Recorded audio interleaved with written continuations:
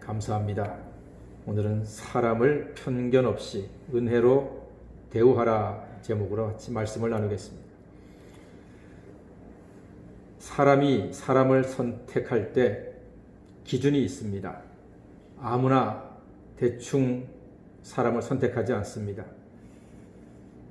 이름을 대면 모두 알만한 어느 재벌 부사장님이 재혼을 하게 되었는데 그 재혼의 조건이 딱 3가지밖에 없었습니다. 첫 번째는 두 아이의 엄마 역할을 잘 해줄 여자분. 두 번째는 큰 살림살이를 맡아서 할 만한 안목. 세 번째는 많은 사람들과 관계를 잘 해야 하는 성격. 3가지밖에 안 돼요. 대단하지요? 그 3가지가 쉽지 않습니다. 어떤 여자가 다른 여자가 낳은 두 아이를 내 아이처럼 키우는 게 이렇게 말처럼 쉽지는 않을 거예요. 그리고 재벌집 살림이니 큰 살림일 텐데 그걸 책임지고 하는 것 그렇게 만만한 일이 아닐 겁니다. 또 재벌가 사모님이니 얼마나 많은 사람들과 그 복잡한 인간관계를 가져야 될 텐데 그게 아마 스트레스도 엄청날 겁니다. 그래요. 재벌이니까 그렇다 하십시다. 우리 보통 사람들도 나름대로 사람을 선택할 때 기준이 있습니다. 여러분들 며느리나 사위를 맞을 때 뭘로 사람을 평가하시고 어떤 사람이면은 며느리나 사위로 오케이 하시겠습니까? 학벌 보겠습니까? 그의 부모를 보겠습니까? 성품을 보겠습니까? 키는 어떤가요? 그 사람의 직업은 어떻습니까? 생긴 것 보겠죠. 혹은 또 믿음도 볼 겁니다. 그런데 사람을 선택하는데 너무 많이 이것저것 조건 따지고 재다가 보면은요, 후회합니다. 사람은 사람을 선택할 때 자기는 평범하면서 보면은 특별한 사람, 비범한 사람, 대단한 사람을 찾습니다.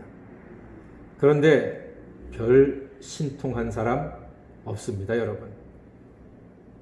그런데 신기한 게 한 가지가 있어요. 놀라지 마십시오.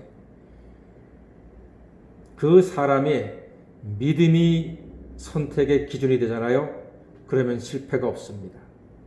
저는 지금까지 목회를 하면서 며느리와 사위를 맞이한 많은 분들을 봤습니다.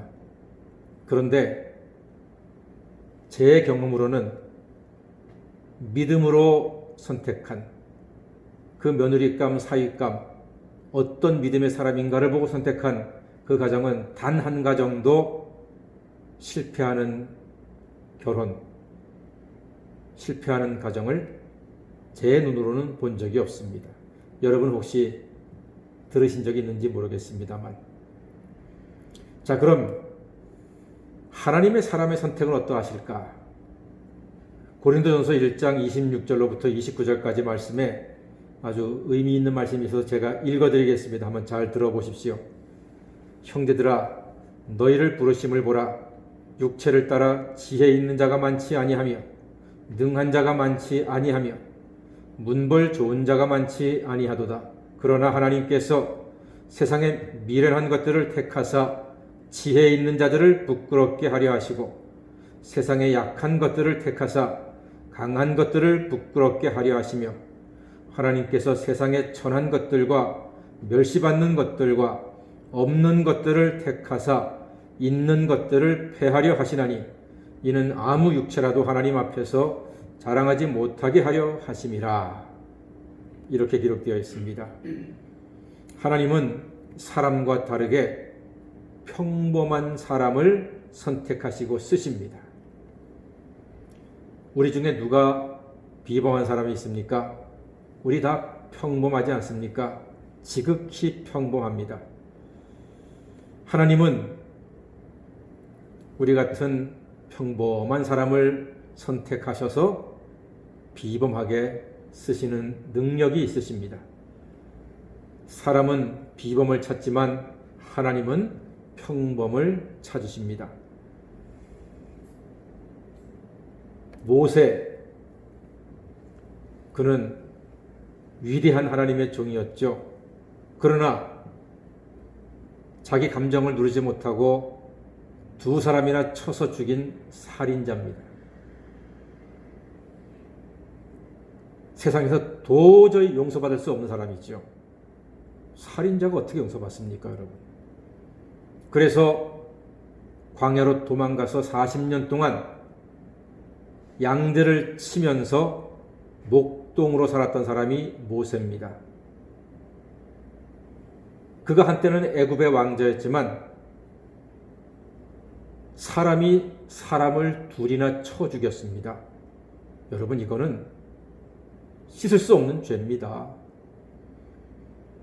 그런데 하나님께서 그 모세를 택하사 이스라엘을 애굽에서 탈출시키고 광야를 지나 가나안 땅으로 인도하는 데 위대한 지도자로 쓰셨습니다.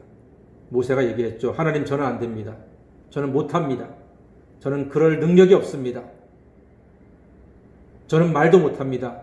저는 부끄러운 사람입니다. 그 속에는 나는 살인자입니다. 나는 양치는 목동입니다. 내가 뭘 하겠습니까? 나는 지극히 평범한 사람입니다. 승질나면 사람도 때려 죽였던 사람이고 남들이 갖기 싫어하는 직업 목동을 하고 있는 사람입니다. 내가 뭘 하겠습니까? 라고 모세가 항변했습니다. 그때 하나님께서는 걱정하지 말아라. 내가 있다. 말 잘하는 네 형 아론을 붙여줄 것이다. 그리고 비전 있고 똑똑하고 야무진 네 동생 미리암도 붙여줄 것이다. 하나님께서 은혜와 능력으로 도우셔서 모세가 위대한 일을 감당할 수 있었습니다. 하나님은요, 평범한 사람을 선택해서 비범하게 쓰시는 겁니다. 다윗도 마찬가지예요. 다윗이 위대한 성군 소리 듣지 않습니까? 다윗 때에 이스라엘이 전 세계 가장 강력한 나라를 만들었습니다. 그런데 다윗이 어떤 사람입니까? 2세 막내 아들입니다. 그리고 가장 다윗한테는 미안하지만 못 배우고 학교도 제대로 안 보내고 형들 학교 다니고 좋아할 때 다윗은요, 들에 가서 양치는 일을 감당했던 사람이 다윗입니다. 그냥 그가 할 수 있는 것은 음악을 좋아해서 찬양하는 것, 그거의 취미였습니다. 그리고 양치는 게 취미였습니다. 그런데 하나님께서 다윗에게 성령으로 함께 하셔서 거룩한 분노를 주시고 골리앗 앞에 담대히 나가서 돌을 던질 때 하나님께서 그의 손을 붙잡으사 단 한 번에 골리앗을 쓰러뜨리고 이스라엘을 구원케 했습니다. 다윗은 그렇게 비범한 청년은 아니었습니다. 아버지와 형들에게 그냥 평범한 아들이고 동생일 뿐이었습니다. 그러나 하나님께서 꽉 붙잡아 주시니까 골리앗을 쓰러뜨리고 나중에는 나라를 견고케 하고 위대하게 쓰임받는 그리스도의 조상으로서 쓰임받는 위대한 사람이 되었던 것입니다. 우리는 지극히 평범한 사람들입니다.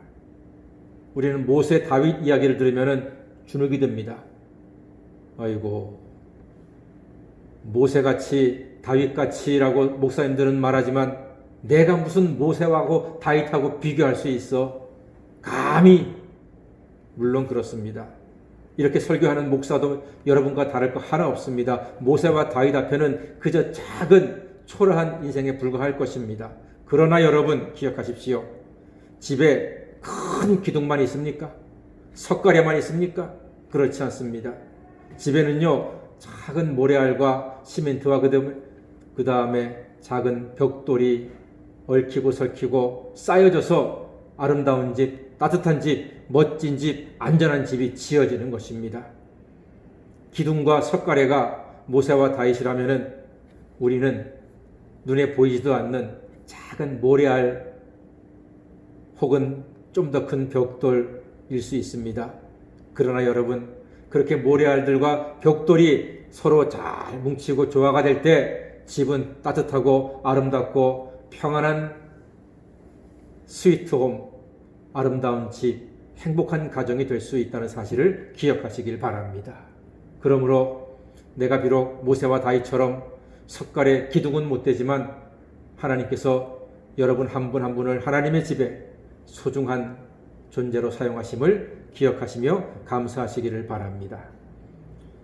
자, 그럼 우리는 어떻게 사람을 대해야 할까요? 성도는 은혜로 사람을 보는 눈이 필요합니다. 그래서 오늘 말씀 제목이 사람을 편견 없이 은혜로 대우하라입니다. 우리 성도는요, 은혜로 사람을 보는 눈이 필요합니다. 안타깝게도 사람이 사람을 편견의 눈으로 많이 봅니다. 오늘날의 현실입니다. 여러분 창세기 읽으신 분들은 다 아시겠지만 요셉이 애굽의 총리가 되었을 때 아버지와 형제들, 조카들 다 데리고 오잖아요. 그리고 와서 이제 가족이 애굽 왕 바로를 만나지 않습니까? 만날 때 요셉이 자기 가족한테 당부하죠. 어떤 일을 잘하냐 그러면은 목축을 잘한다고 얘기하십시오. 왜냐하면 애굽 사람들은 목축을 가증스럽게 여깁니다. 천하게 여깁니다. 양치고 소치는 사람들을 인간처럼도 보지 않는 게 이들입니다. 그러나 그들도 돼지고기, 소고기는 잘 먹어요. 그러면서 목축하는 사람은 우습게 본다 이거죠.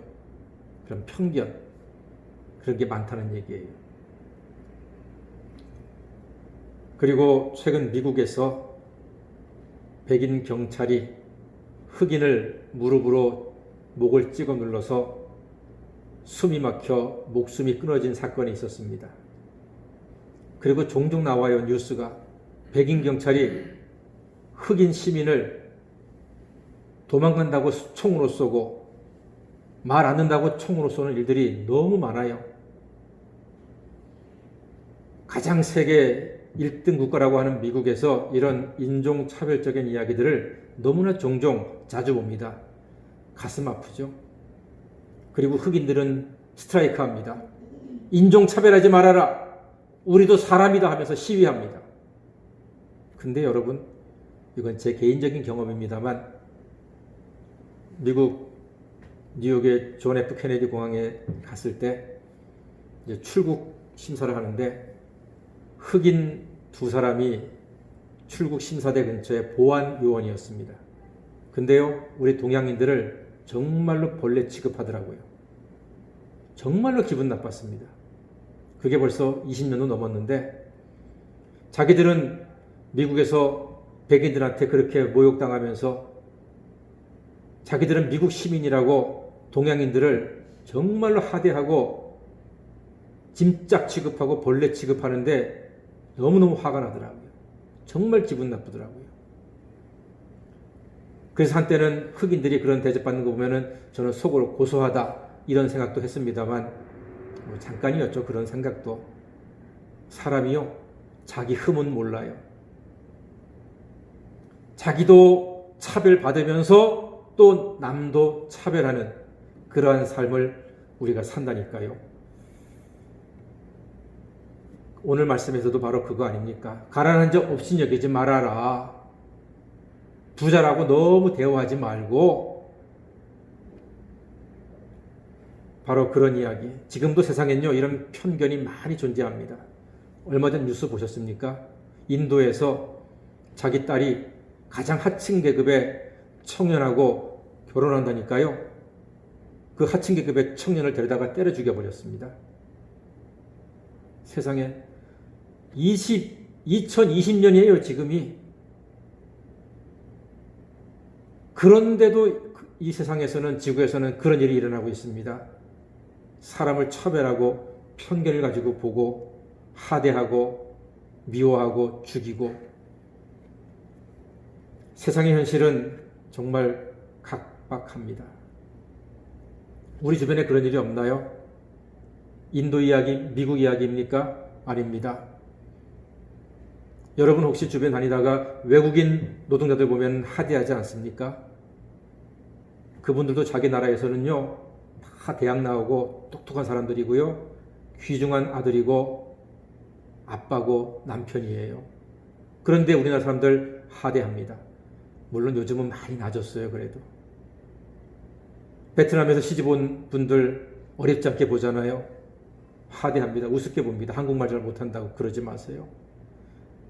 단지 한국말 좀 서툴다고 해서 그분들 덕분에 우리나라 아이도 더 낳고 얼마나 귀중하고 고마운 분들인데 더 많이 섬겨주고 더 많이 사랑해야죠. 편견 가지면 안 돼요. 오늘 말씀이 바로 그런 말씀이에요. 좀 가난하다고 하대하지 말고 우리와 다르다고 편견 갖지 말아라 하는 말입니다. 세상의 현실은 이러한데 대안이 없습니까? 갈라디아서 3장 28절에 하나님 분명히 말씀하셨습니다. 너희는 유대인이나 헬라인이나 종이나 자주자나 남자나 여자 없이 다 그리스도 예수 안에서 하나이니라 그랬습니다. 그리스도 예수 안에서는요, 모든 사람이 다 하나, 남이 아니라 형제고 자매고 하나라는 이야기입니다. 세상은 그렇게 한다 할지라도 교회는 모든 사람이 그리스도의 보혈로 한 식구가 됩니다. 그래서 교회 안에서는 장례가 나면은 문상 가서 위로하고 마음을 담은 작은 정성이지만 보태 쓰시라고 드리기도 하고 그러잖아요. 또 결혼한다 그러면은 교우들이 또 찾아가서 축복해주고 얼마 안 되지만 쓰세요 하면서 또 봉투도 드리고 그러지 않습니까? 예수 안에서 이게 가능한 거지요.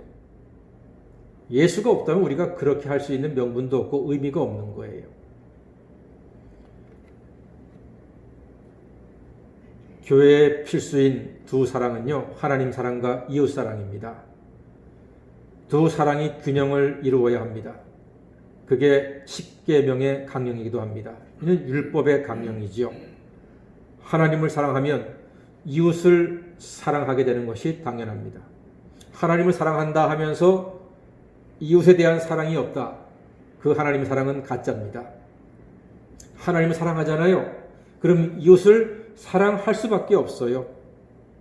하나님의 사랑이 나에게 얼마나 큰지를 깨닫는 사람은 나 같은 죄인, 나 같은 부족한 사람, 나같이 연약한 사람도 하나님이 사랑하신다. 이 사랑을 깨닫는 순간 하나님을 사랑하게 되고 이웃을 사랑의 눈으로 보게 되고 섬기게 된다는 말입니다.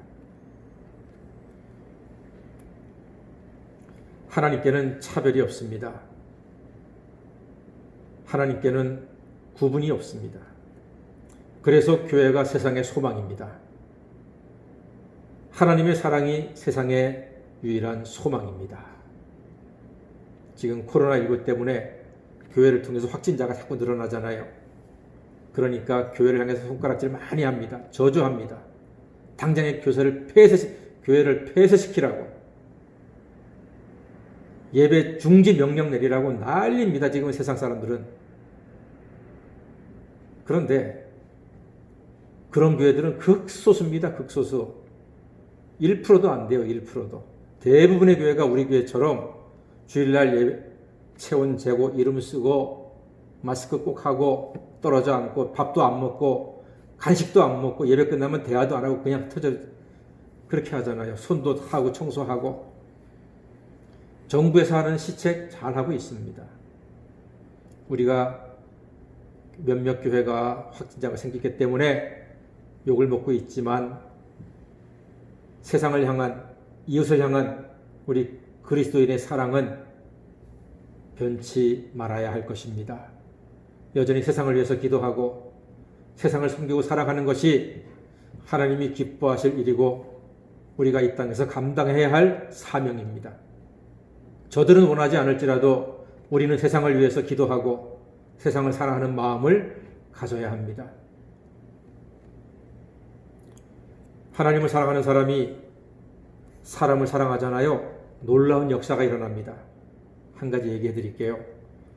출판사 중에 홍성사라고 하는 출판사가 있습니다. 이 홍성사는 주로 기독교 작품들을 펴내는 출판사입니다. 여러분 아실 분은 아실 거예요. 전에는 사장이 이재철 목사님입니다. 저희 신학교 선배이기도 하고 지금은 이제 은퇴하셨습니다. 아주 목회를 훌륭하게 크게 잘하셨고 지금도 말씀으로 많은 사람들에게 감동을 주시는 이재철 목사님인데 당신이 이제 목회를 하기 위해서 홍성사를 자기 부인한테 사모님한테 사장으로 넘겼어요. 근데 그 사모님은 처음으로 이제 출판사 일을 하는 거예요. 아무 경험이 없어요. 남편한테 그저 오늘 회사가 이랬어 저랬어 하는 그런 이야기밖에 들은 적이 없어요. 완전히 까막눈 경영자입니다. 그런데 이분이 들어오자마자 한 일이 은행에서 융자를 내가지고 관리부서에 건물을 짓습니다. 그것도 예쁘게 지었어요. 엘리베이터도 설치하고 샤워실도 만들고 관리부서가 뭡니까? 청소하고 뭐 이렇게 좀 육신, 몸으로 일하시는 그런 관리부서를 위한 시설을 잘 지었어요. 원래 출판사는요, 편집부와 미술부가 핵심이거든요. 책 만드는 사람들이니까.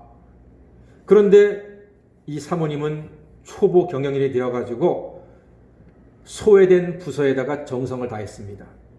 다들 사람들이 미련한 짓이다 그랬습니다. 그런데 이 여사장님은 모토가 주님을 닮은 사람 경영, 사람을 아끼고 사랑하는 사람 경영이 이분 나름대로의 초보 경영인이지만 모토였습니다. 그런데 놀라운 일이 일어났습니다. 얼마 가지 않아서 그 출판사가요, 정상으로 회복이 되었다는 겁니다. 그 이유인 즉슨 성경에 근거한 사람 경영에 모든 직원들이 힘을 내고 내 일처럼 하는 겁니다. 아, 우리 사장님이 초보 경영인이지만 우리들을 아껴주시는구나. 모든 직원들이요, 너무나 그 마음이 따뜻하고 기쁜 거예요. 그리고 외환 위기가 왔는데도 다른 회사들은 다 무너지거나 직원을 반씩 내보내거나 그랬는데 이 홍성사는 단 한 사람도 감원하지 않았답니다. 그러니까 직원들 마음속에 회사가 나를 끝까지 지켜준다 이 마음이 있으니까 목숨 걸고 일을 했답니다. 직원들이 전부 다 사장처럼 일을 했대요. 출퇴근 그 시간이 아니라 그냥 정말 내가 하고 싶어가지고서 야근도 하고 일찍 나오고 최선을 다해서 그렇게 열심히 일을 해서 회사가 살 수밖에 없겠죠. 여러분, 예수님도 언제나 사람들을 사랑의 마음, 사랑의 눈, 사랑의 손길로 대하셨습니다. 그게 사람이 살고 세상이 사는 길이거든요. 예수님께서 수가성 사마리아 우물가에서 한 여인을 만났잖아요. 근데 그 여인은 제일 뜨거운 대낮에 사람 눈을 피해서 물 들어왔어요. 왜? 사람들이 보기만 하면 손가락질 하거든. 저 환양년 이래가면서 동네 남자들 다 호리는 년 이래가지고 다 그 여인을 향해 손가락질합니다. 저주합니다. 그러니까 눈을 피해가지고서 제일 뜨거운 시간에 물 들어왔다가 예수님 만났습니다. 근데 예수님께서 말을 지켜 자기에게 욕을 해야 정상이거든요. 유대인들이 자기에게 손가락질하고 자기가 있으면 피해가는 게 사람들인데 예수님은 다가와서 물 좀 주시겠습니까? 말을 걸거든. 그게 마음이 열리기 시작하는 거예요. 예수님은 사람을 차별하지 않았습니다. 말을 걸 수 있는 그 마음. 그러니까 이 여인이 마음이 열리잖아요. 예수님, 하면서 이 여인이 마음에 있는 질문 하나 합니다. 어디서 예배 드려야 합니까? 예루살렘입니까? 이 산입니까? 예수님께서 말씀하시죠. 예배는 여기저기 장소가 아니다. 하나님께 예배하는 자는 신령과 진정으로 예배하면 된다. 가르쳐 줍니다. 그때 이 여인이 그 말씀으로 가슴에 감동받아가지고, 전에는 사람을 피해서 도망다니던 여인이었는데 그날부터, 그 시간부터 사람을 찾아가서 내가 메시아를 만났습니다. 사람을 가리지 않고 편견 없이 하나님께서 참된 예배자를 찾으신다. 예배는 장소의 문제가 아니라 믿음의 문제라 가르쳐 주신 메시아가 왔습니다 하고 증거하는 사람으로 변화가 되었다는 사실입니다. 여러분, 예수님은 우리도 편견 없는 은혜로 대하사 복된 인생이 되게 하셨습니다. 예수님의 마음으로 우리 주변에 있는 사람들 편견 없이 대하여 주님께 영광 돌리는 성도가 되시고, 우리 때문에 또 다른 한 사람이라도 더 주님 만나고 행복을 누릴 수 있는 그런 아름다운 열매가 있게 되기를 주님의 이름으로 간절히 축원합니다. 아멘. 기도하겠습니다.